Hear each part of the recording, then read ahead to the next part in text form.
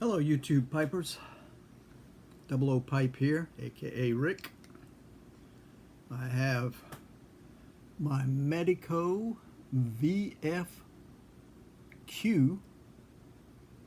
not sure what that stands for, and in it I have peaches and cream, and I did not cut out the portion that tells me who makes this, so I'm not sure where I got it. I just know it's called peaches and cream. Sorry about that. I thought I'd try a new lighter.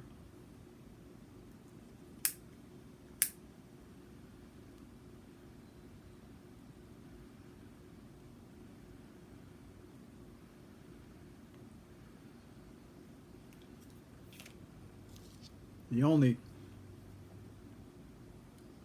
only filter I could get to fit this was a Savinelli. Must be a 6mm, I'm not sure. It just says Savinelli pipe filters. So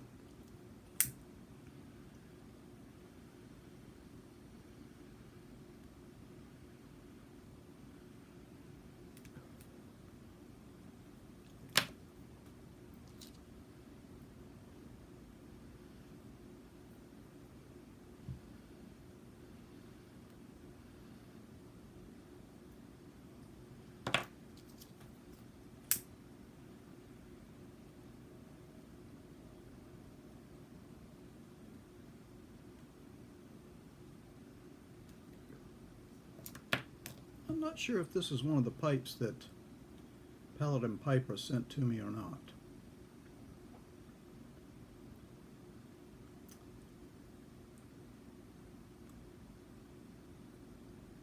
It's a good pipe.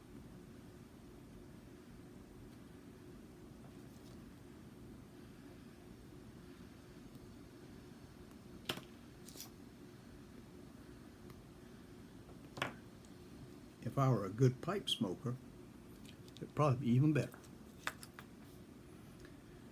I have a beverage.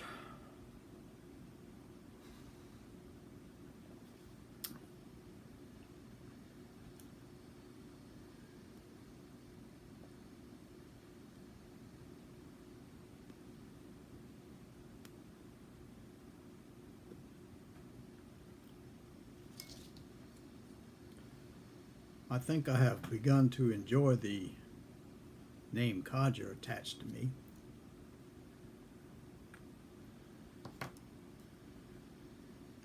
I would also like to think that I was a curmudgeon.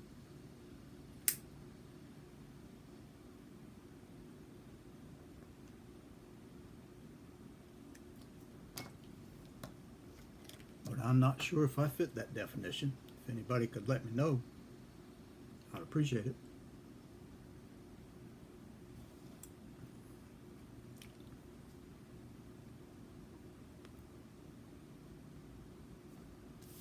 As I've talked about in the past, my years in grammar school, at least the first 4 years in grammar school, and 2 years prior to grammar school, I lived with my grandmother and Clyde, grandmother, granddaddy, and Clyde.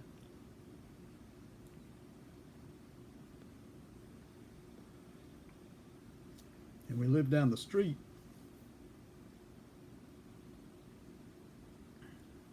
from a family that had twins. The twins were my age.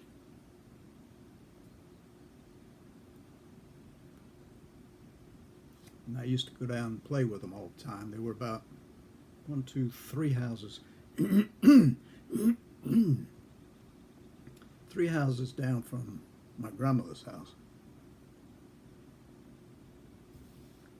And I'd go down early in the morning.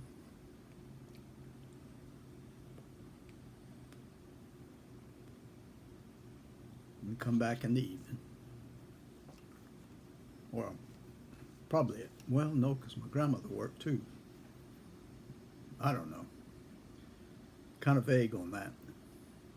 I was thinking maybe we went back for lunch, but if I went back for lunch, probably made it myself, or Clyde made something, which would have been a snack or a sandwich. Because I don't remember the twins' mother ever asking me to stay for lunch or anything.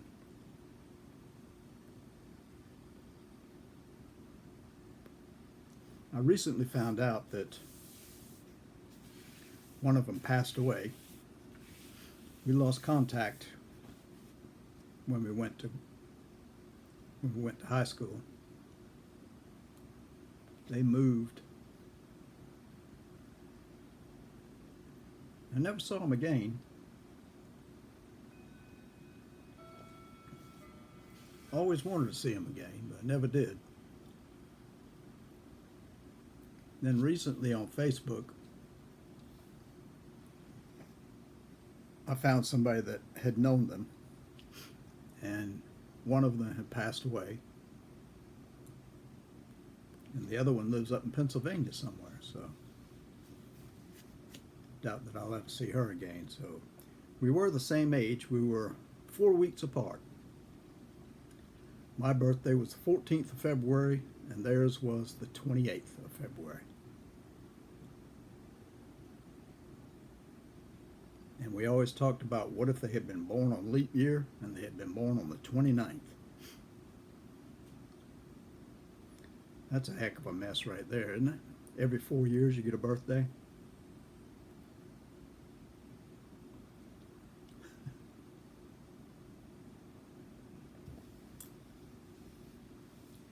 Before we started grammar school, I remember being down there. It was springtime.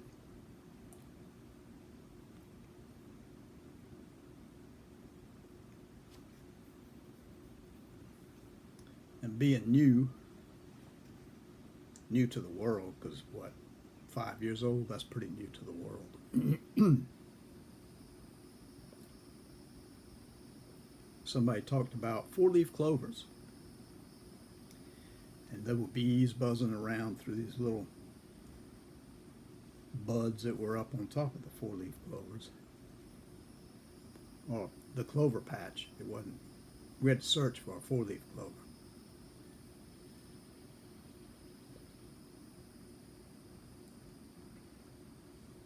And somebody talked about, well, let's look for four-leaf clovers.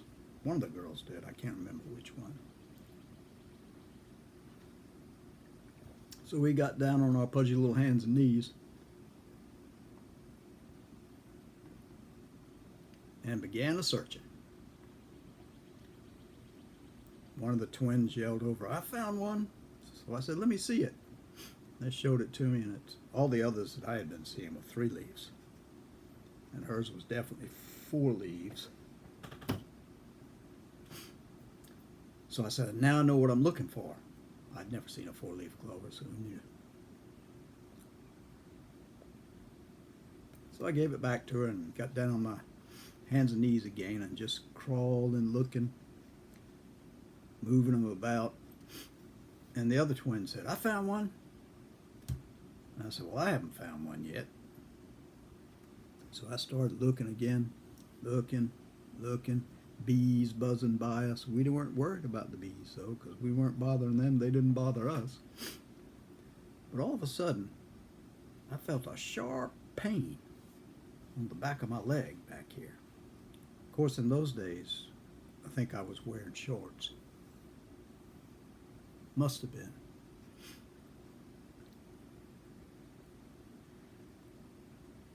"5 years old, new to the world, especially new to the new world.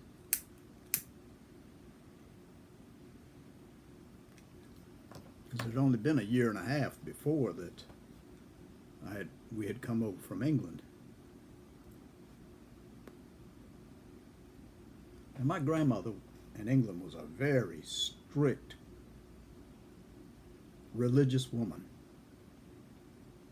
And by George, you used to follow the straight and narrow. Even at my age, you followed the straight and narrow.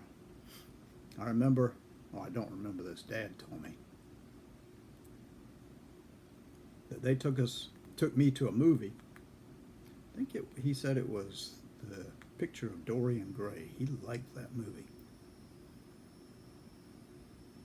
And it may have been on a Sunday, which was taboo for Dad to do. And so when we got out of the movie, he told me, "You cannot tell your grandmother that we have been to the movies." So I listened to him. I always listened to him. He was the law. But that's how strict she was. You could not go to a movie on Sunday. So this little 4-year-old, by this time hunting in the grass for 4-leaf clovers, 5-year-old, still had a strict upbringing because Dad's upbringing was similar to his mother's. But anyway, I felt this sharp pain in the back of my leg. And I went like that, and it was a red ant. And then there was another one, and another one. And all of a sudden, they were up in my private parts. And I was screaming because I was being bit all over the place. And these are those red ants. They weren't the little fun ants, the little black ones. These were these big red ones. And the twins jumped up and said, "What's the matter? What's the matter?" I said, "I don't know. I got ants in my pants or something."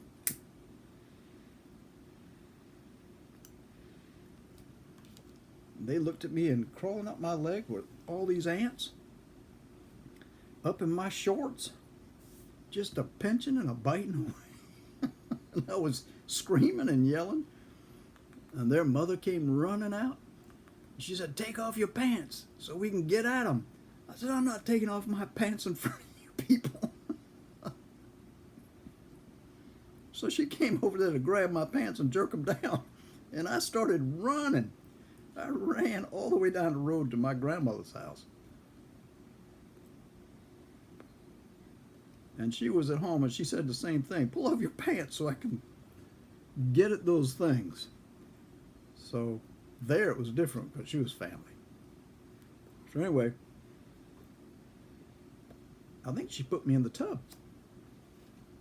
so that she could find them all. And I was just covered in them. They were biting me all over the place. I was hurting for a long time after that. But my grandmother was laughing. She said, "You aren't going to take your pants down there, were you?" I said, "No." No, I wasn't going to do that. Oh.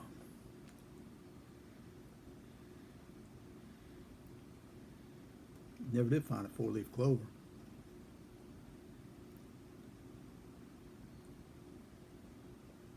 I grew up with those two girls, those twins, and we used to play all the time.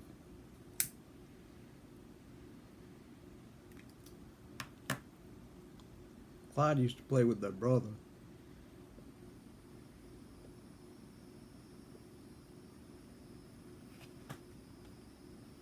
And he and Clyde dug a big hole in their backyard, not Clyde's backyard, but their backyard. And that hole went down a good ways. At the bottom of the hole, it was mud. It was a yellow mud, and it was something that would stick to your skin whenever you got into it. And you would sink into it.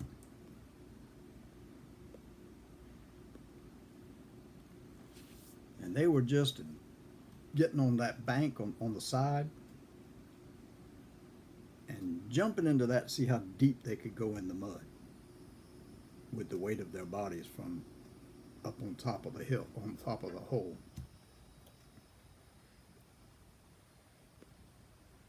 Now, they were a little bit taller than me. I wasn't very tall at all. And I was watching them. Looked like fun.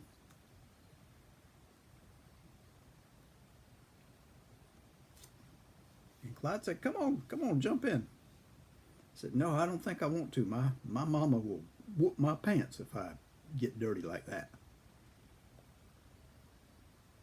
He said, "Don't worry about that. We can wash you up before then."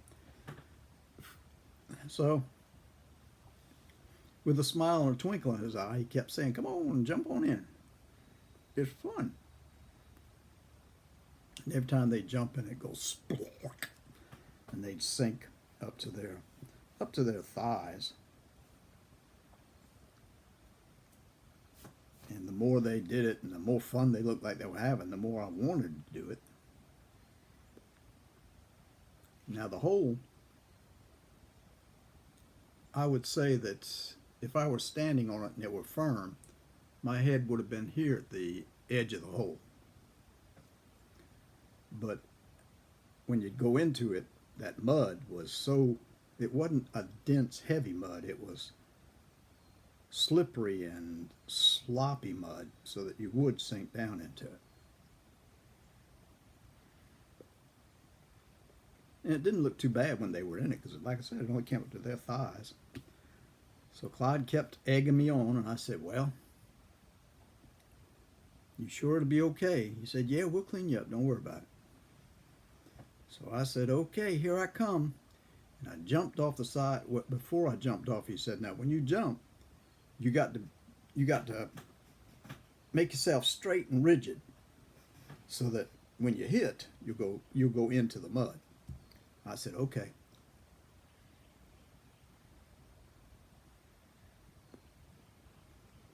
So I stood on the edge, looked down. He was smiling, said, "It's going to be fun."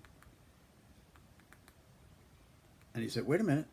Before you do that, let us get out so you'll have a little room so you won't knock anybody or bump into anybody." I said, "Okay." So they got out and I jumped, rigid as a board. And I went up to above my navel. And I was stuck. And everybody was gone. They had climbed out of the hole and taken off. So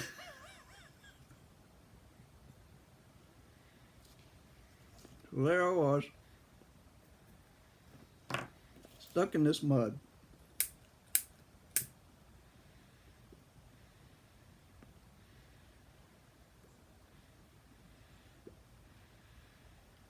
No traction from my feet. I mean, it could have been almost like quicksand. A little bit you move, you'd sink a little bit more. Thank goodness I wasn't that heavy. But there I was. I couldn't move. It was up to here, just above my belly button. And I couldn't move. I felt like that kid in Christmas Story. Started yelling, "Ah, Clyde, I need help. I can't move. I can't," what was it he said? "I can't put my arms down." Well, it wasn't quite like that, but I thought I was stuck there and everybody was gone. I looked up. All I could see was sky, brown earth and sky, a little bit of grass over the edge.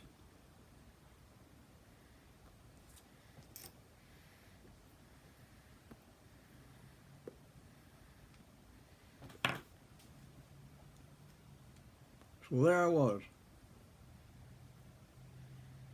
looking up at the sky, stuck in the mud, couldn't move my legs because they were in that, it was like quicksand.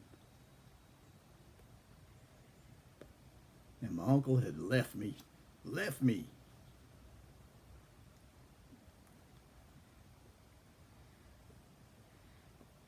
So I yelled and screamed for about 5 minutes. Finally, his head poked over the edge and said, "What's up, Neff?" I said, "I can't move. Get me out of this."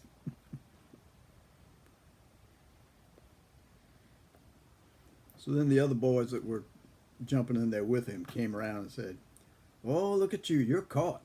"Yeah, I'm caught. I can't get out. Help me." "What do you think we should do, Clyde?"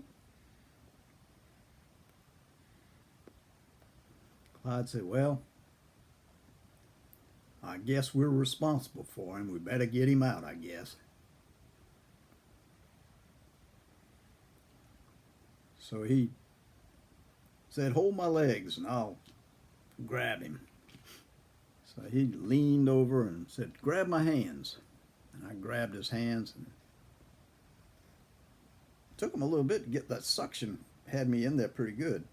And it took him a while, and finally it sounded like a cork pop out of a bottle. Boink. And they dragged me up the side of the hill, and I was covered in that stuff. My shorts that I had on, the shirt I had on, my shoes, everything. I was covered in that yellow mud.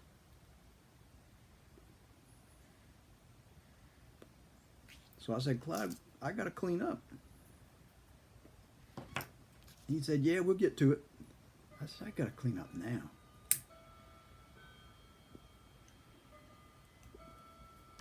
So he said, all right, let's go home. I'll get you cleaned up. Once again, I thought he had left me in the lurch, but he came through, got me out of there. Had a good chuckle over my gullibility. I never did that again. I don't know if he did either. I don't remember him ever going down there and doing that again. And I don't, for the life of me, I don't know what that hole was all about, why it was there. But it was pretty deep.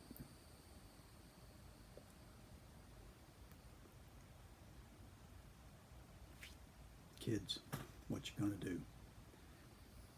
At least we had more fun than just standing there looking at an iPhone playing a game. At least we got in predicaments where we had to decide what to do in order to get out of the predicaments.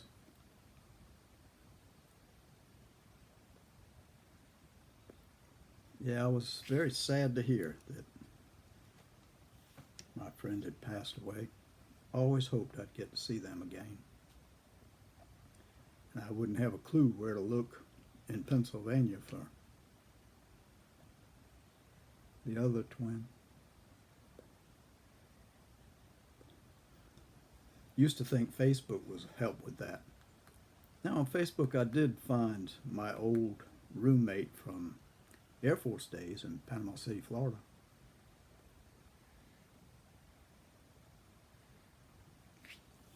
I saw his picture and I knew it was him right away. He hadn't changed. He hadn't changed at all. He still looked like that young guy. That young, I don't know if he was a first lieutenant or he must have been a first lieutenant.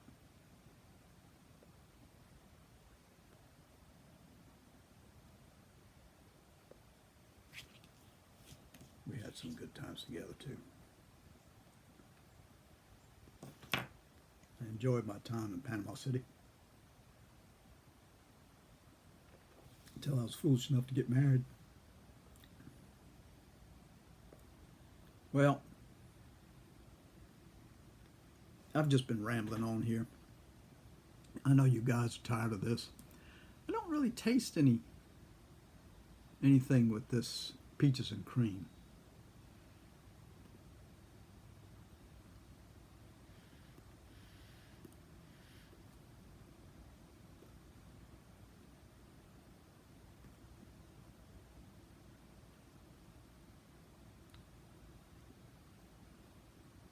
There's no cherry.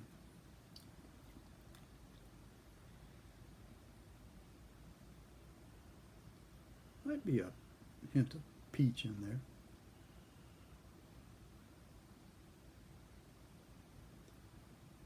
Unless it's an additive.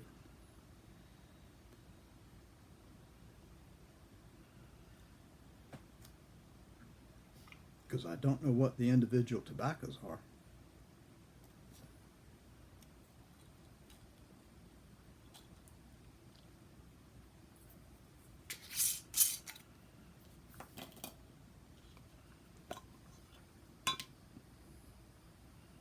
Can you see that? There's a lot of dark tobacco in there and some light tobacco. It's mostly dark.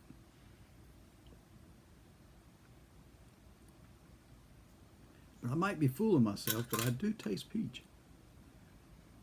Now that I've been blowing it through my nose.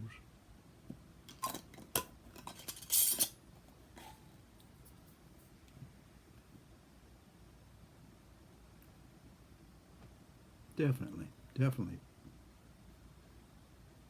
Could be fooling myself. All right, folks. I hope I didn't bore you with this one. Like I say, I was just on here rambling. I just wanted to say hey and just went down a road. Hope y'all don't mind going down the road. Take care of yourselves. Hope you have a good day. God bless you. Till the next time.